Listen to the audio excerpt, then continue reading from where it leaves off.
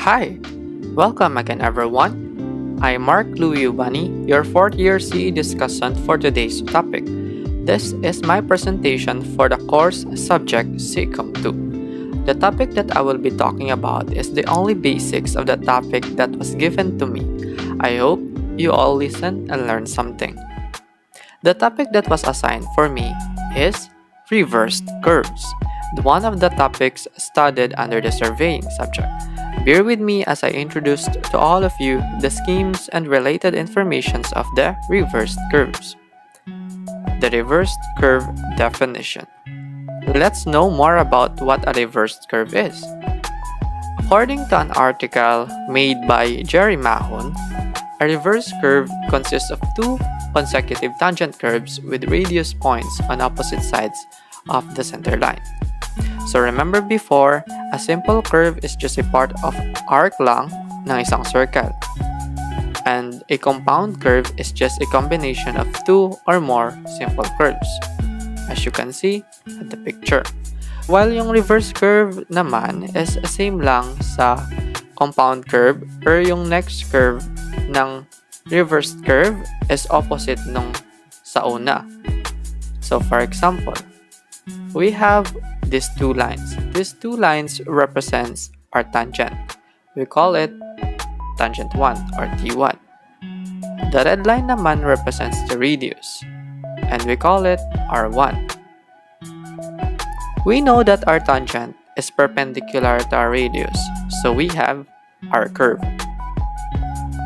Extend natin yung tangent natin sa kabila. Then, same goes naman sa our radius.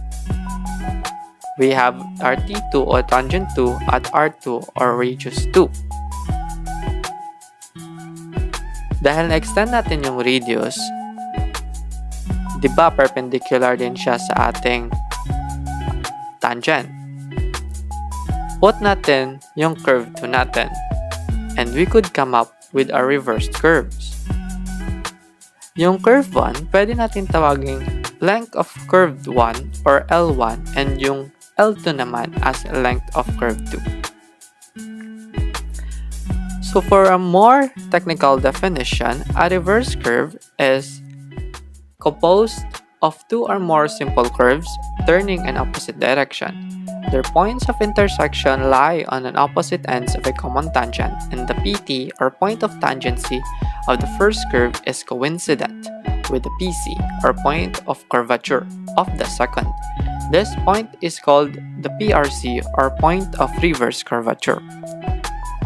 As you can see in the diagram at the left or at your right, the PT or point of tangency and the PC or point of curvature meets at the center of the reverse curve. Thus, tinatawag na PRC or yung point of reverse curvature. The reversed curve application.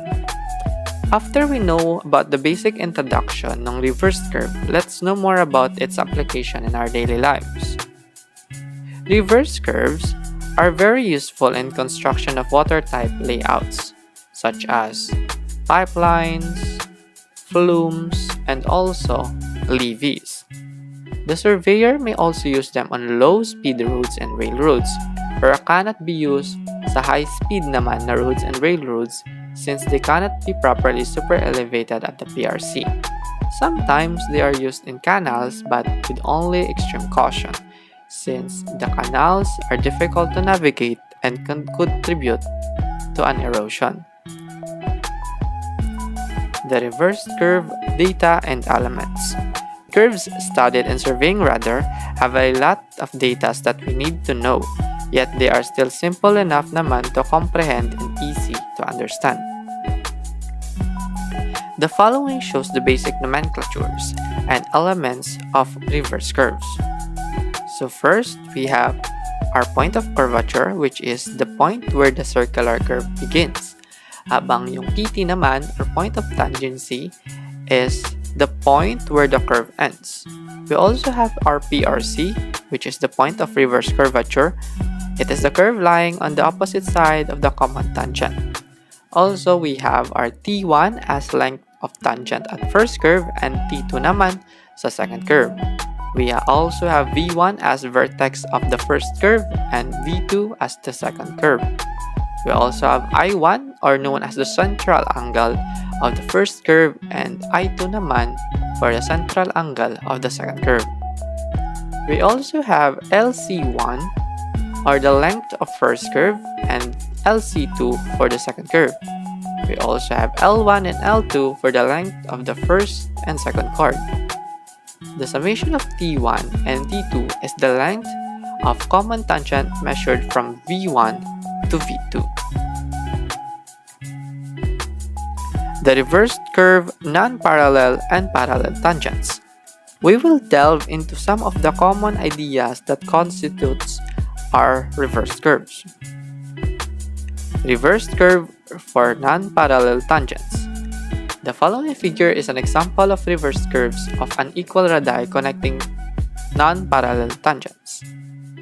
So as you can see in the picture, the back tangent and we have the forward tangent.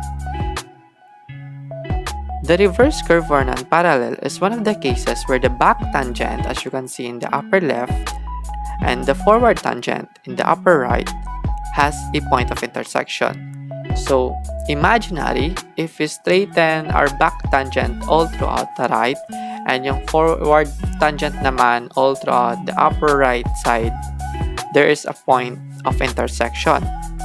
It is not parallel. That's why it's called a non-parallel tangent of reversed curves. Habang sa reverse curves for parallel naman, in this case, if we straighten our back tangent and yung forward tangent, we could see or we could imagine na both lines are parallel to each other. Thus, they are called parallel tangents for reversed curves. The reversed curve sample problems. Okay, let's practice to further know if we really understand the basics of reversed curves. So our first question, the perpendicular distance between two parallel tangents of the reversed curve is 30 meters. The azimuth of the tangent is 270 degrees and the common tangent is 300 degrees. If the radius of the first curve is 175 meters, determine the radius of the second curve. So we have a sketch, and through analyzing our question, we could come up with this kind of sketch. So we have our 270 and 300 degrees as the azimuth of the tangent and the common tangent. We also have 30 meters of distance between two parallel tangents, yung sa taas at yung sa baba. And we have a 175 meters naman for the radius of the first curve. So, according sa ating question, we should determine the radius of the second curve or yung R2.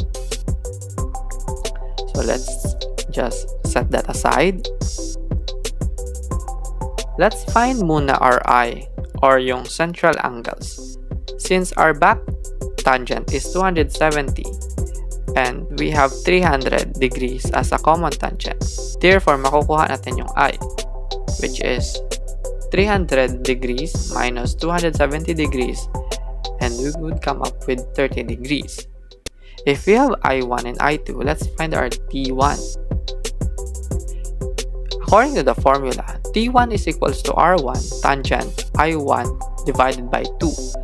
So, given na yung R1 natin, and also we have an I1, so plotting in our data, we could come up with 175 tangent 30 divided by 2. Our answer would become 46.891 meters. Let's find our common tangent. So base our small diagram, ayan, we have 30 degrees and we have 30 meters naman. So we would going to find T1 plus T2. So in finding our T1, or so to find the T1 plus T2 natin, and nag-base tayo sa ating small diagram, let's use sine 30 degree. There. So, sine 30 degree is equals to 30 divided by T1 plus T2. So, parang we're going to organize our formula para magiging T1 plus T2 yung hinahanap. There.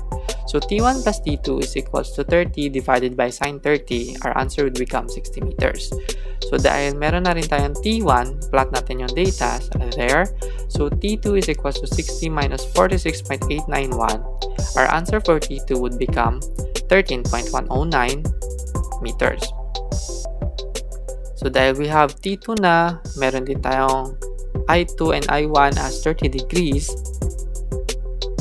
pwede na natin makuha ang ating R2, which is T2 divided by tangent I2 divided by 2. We have T2 as 13.109 and we have I2 as 30 degrees.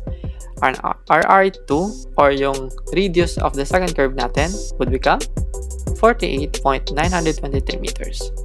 Kindly pause and check if our answer is correct. Let's go for our question number 2. For our reversed curve, the first PI is at 33 plus 50.15 with a 75 degrees 20 minutes left deflection angle, and second PI is at 40 plus 16.70 with a 83 degrees 50 minutes right deflection angle. The first curve has a 375 radius. Determine the radius of the second curve. So to our sketch, we'll come up with this. In our solution, we're going to find muna yung central angles. So P1 minus P2, ayun, yung given ng P1, P2, 40 plus 16.70 minus 33 plus 15.15, we would come up with 666.55. Find our T1, plotting in our data ng R1, saka yung I1 natin, meron tayong 375 as R1 tangent, 375 times tangent of 75 degrees 20 minutes na I1 natin, which is yung central angle sa central angle sa first curve, divided by 2. Our T1 would become 289.485 degrees. Sa T2 naman is equals to R2 times tangent I2, which is yung central angle at second curve, which is 83 degrees 50 minutes divided by 2. T2 would become, plotting in muna natin yung R2 times tangent, we would come off of 66.55 minus 289. Sakto. We have a T2 of 377.065 minutes. There. So we will come up with T2 natin na equals to 666.55 minus 289.485. Our T2 would become 377.065 minutes. So to find our radius in second curve, dahil meron na tayong T2, so R2 is equals to T2 divided by tangent central angle at the second curve divided by 2. So there's 377.065 as T2, and our R2 would become 420. So kindly check if correct our answers. And that's it. Hopefully I explained to all of you a decent understanding of what a reversed curve is. Thank you for listening, and if you have any questions in mind, you can check these references that I used to make this discussion as easy as possible. Kindly pause if you want to know more about reversed curves. Again, thank you for being with me up until the very end. Have a great day ahead po.